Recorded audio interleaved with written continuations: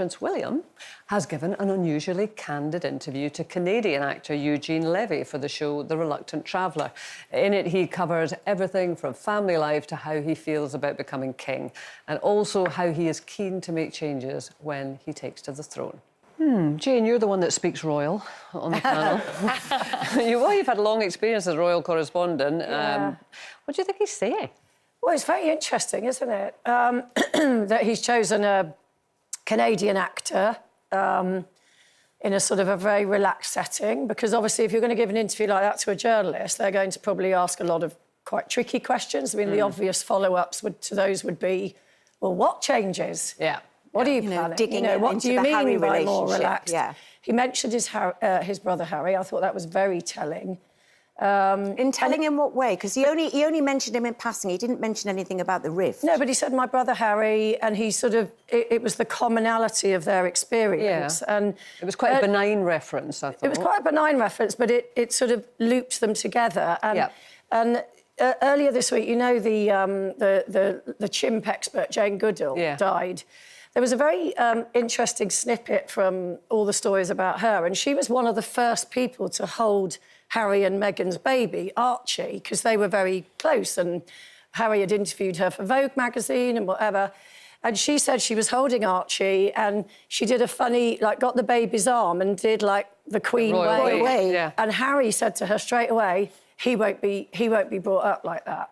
Oh, so that's a very common... That's something they have in common, that clearly William is feeling the same way, that some of the maybe the ancient traditions of the royals, the pomp, the ceremony, that he might be wanting to kind of do away with. And the scene where he arrives to greet Eugene on an electric scooter. Yeah. Imagine the Queen or Prince Philip doing that. He did also say that my son would be proud of a monarchy, that my son would be proud of... He said my son, he's got two, hasn't he? Rather than my children. I mean, of course, the son, you know, will inherit George.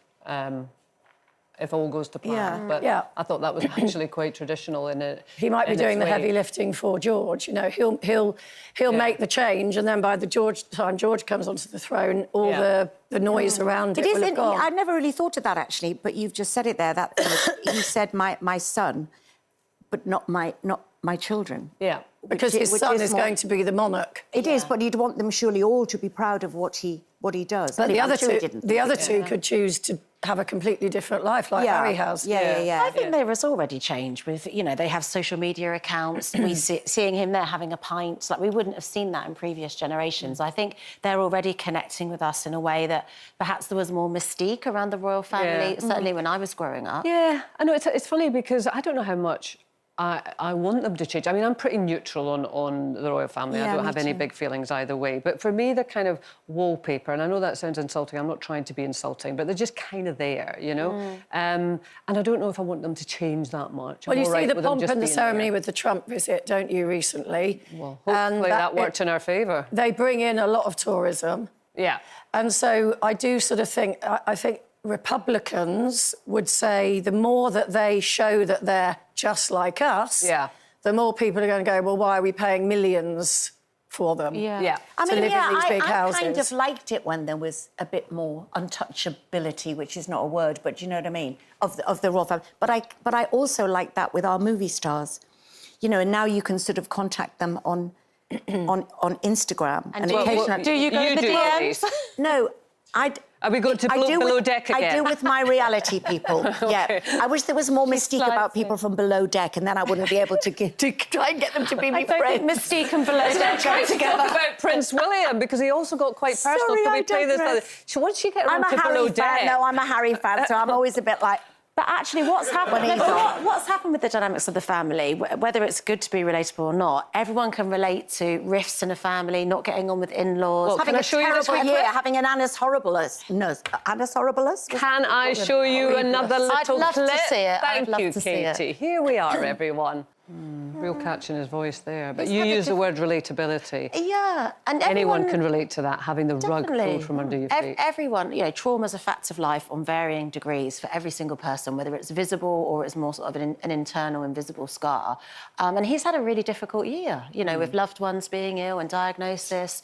So I think what he's saying is it does remind you when your first big life-changing event happens to you, you suddenly become aware of mortality and how fragile life can be. And I think he's really sincere in what he's saying there. I mean, well, obviously you had a life-changing event that is well documented, but beyond that, was there an occasion that you thought, oh, this is a tilt I just wasn't seeing?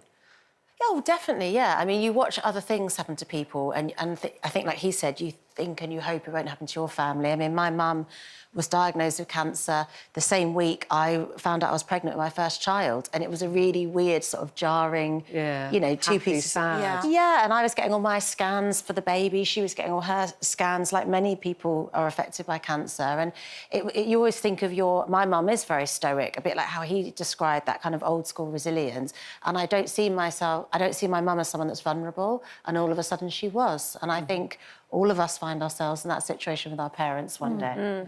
I think I spent a lot of my 40s waiting for the rug to be pulled from under my feet, because up until that point, I had been lucky, really, really fortunate. I didn't have any of those, you know, so, oh. And then, of course, it comes, inevitably it comes, you know, when my dad got ill, and then it proceeded from there. And there was a certain sense of, oh, I knew this was coming. I knew this was coming. And you think, when it hasn't happened, you think, I will never cope with that, I will never cope with that. But then you do. That is interesting. And actually, yesterday we were talking about hacking and how it's not just about, you know, celebrities who deserve to be hacked. I was talking about when they were listening to my phone when Louis nearly died, when my little boy, because he had Hirschsprung disease and we nearly lost him twice. And then I was talking to Mylene about... We just got on talking about things, and she came in my dressing room after and she said, I just want to give you a hug, because listening today to what you've been through, and it's no more than anybody else, but you don't think you have, and then you actually reflect on it and think, God, we are survivors. We all do go through quite a lot. Yeah. I think what William is doing and has done is that, yes, he's been through a lot, and a lot of people, again, would argue that they have access to private healthcare, etc., but it does not take away... It doesn't emotionally help you. Exactly. It doesn't take away from the fact that his wife and his father were going through something, you know, very serious at the same time. But what he has to do as a member of the royal family normally is do that stiff upper lip, turn out, have to look like nothing's wrong. And I think what he's been quite strong on is taking the time that he and his family have needed to process it, and, you know, and I think that will be a change in the future. You know, I had a sibling to lean on, and it's sad that, you know, much as I'm a great Harry Camp person for many, many reasons, the fact that some of us do have a sibling, or maybe that we can rely on, so that's obviously added to that. That awful, I think the mention of Harry was very telling. Yeah. I'm quite heartened by that. Oh, look at Jane, look at Jane, she spotted something. He's doing the olive... No, I don't think he's doing the... And I want to know, Jane, did you know that we're going to talk about the royals today because you are dressed in regal colours? Look, we have got... I mean, I'm waiting for an ermine cloak to be placed but it's not around your shoulders. It's purple. Can we agree it's purple? Yeah, it's purple, but that's a very royal purple. Anyway, I digress.